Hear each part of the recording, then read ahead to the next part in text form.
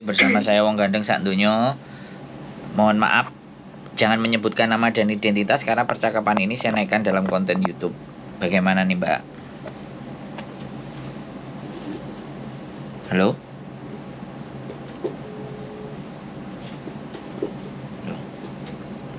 Halo? Halo, gimana, Mbak? Aku mau tanya, PT-nya itu di Malang mana ya? Gini, Mbak. Malang apa ada? Oke. Ya, Temen sudah nonton konten YouTube saya kan? Iya. Nah, Tapi aku lihat PT-nya kok ya. gimana? Proses kami bukan PT-nya di mana. Proses kami sampean dapat majikan Oh. dulu. Baru PT-nya akan mengikuti. Sesuai dengan tempat tinggal sampean.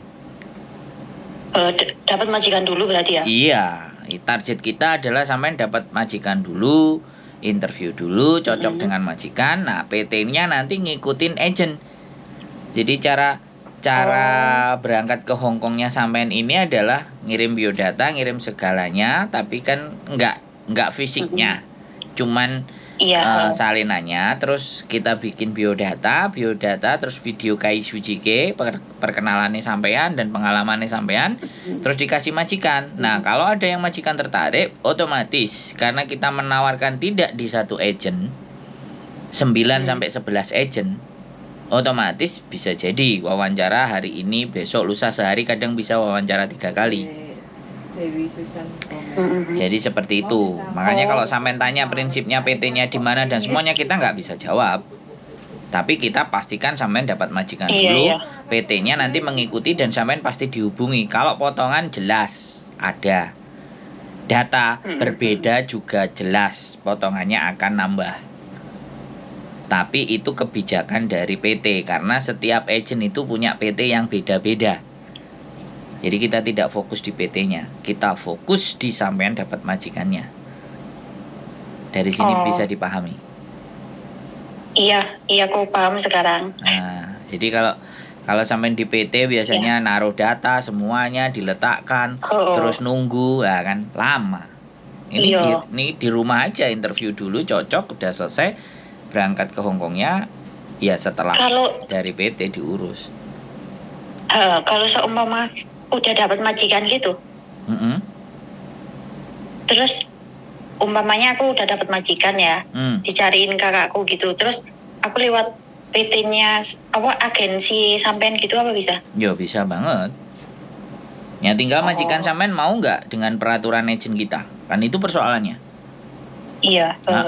Nggak ada masalah.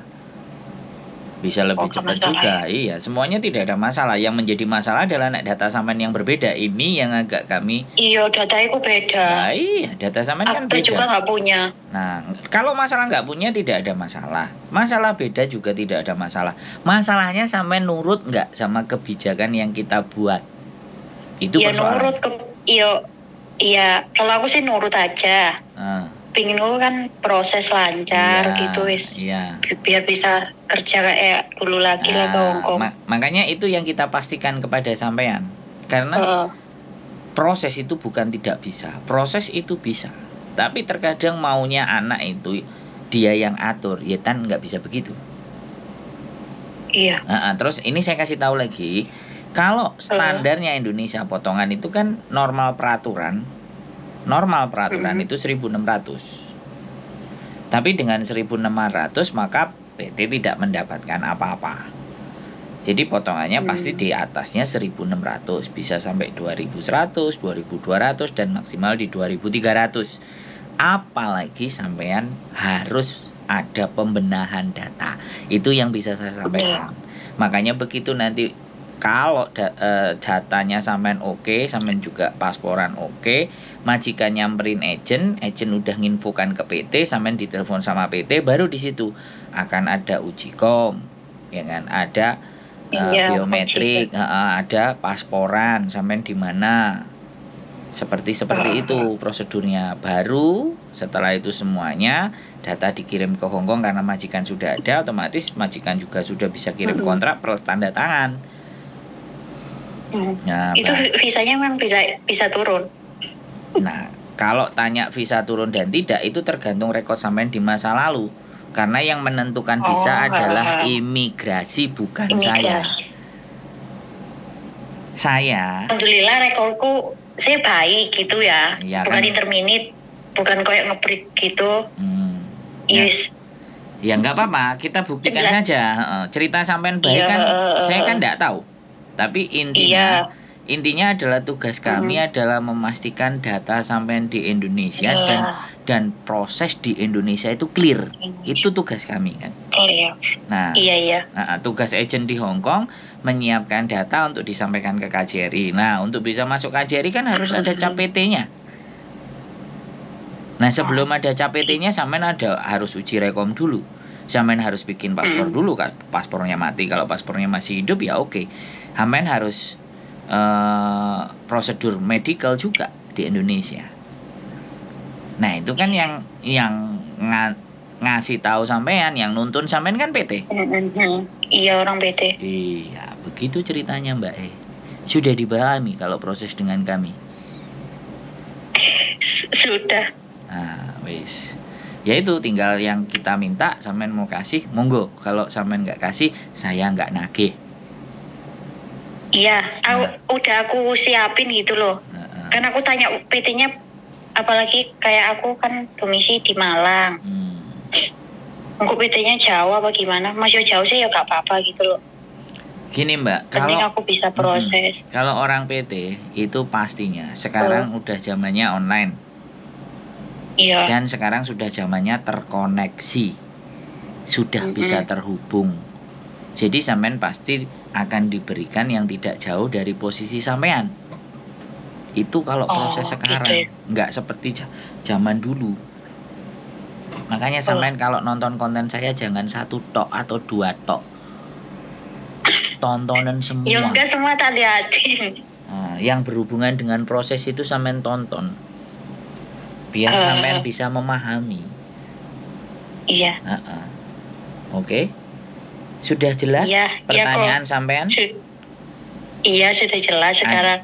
Ada yang ditanyakan lagi kira-kira sebelum kita akhiri semuanya? Kan saya memastikan sampean bisa mengerti. Enggak wis kok. Cukup. Udah, itu aja udah jelas. Lengkap ya. Siap. Iya. Iya. Siap. Ya udah, makasih ya. Selamat berproses dan kita tunggu di Hong Kong ya. Terlepas mau dengan kami atau tidak.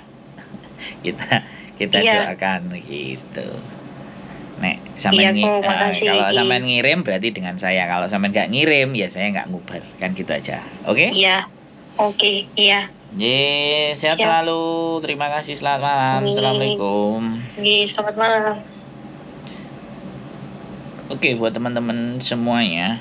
Nah, ini belum dimatiin sama Mbak E. Sampean matiin, Mbak. Nah, oke.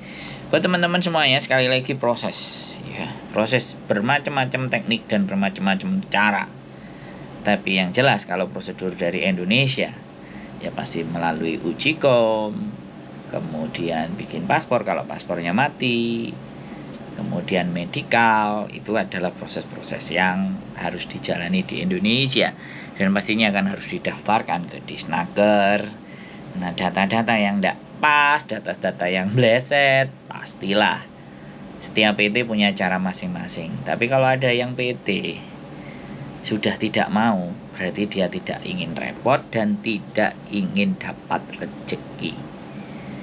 Jadi skip aja PT yang seperti itu. Make sure aja, pastikan, tanyakan data saya berbeda, kira-kira bisa nggak. Kalau nggak yakin, nggak dia ragu, ya sudah, jangan masuk PT tersebut. Cari PT-PT yang memang mau dan lebih juga berhati-hati. Karena tidak semua PT punya sosial media. Mereka menggunakan orang-orang pihak kedua atau pihak ketiga. Dan itulah yang menjadikan potongan teman-teman meledak. Oke, saya hanya membantu, itu pun kalau percaya. Kalau tidak, itu kembali ke dalam diri Anda. Keep stay tune my YouTube channel and see you next video. Bye-bye.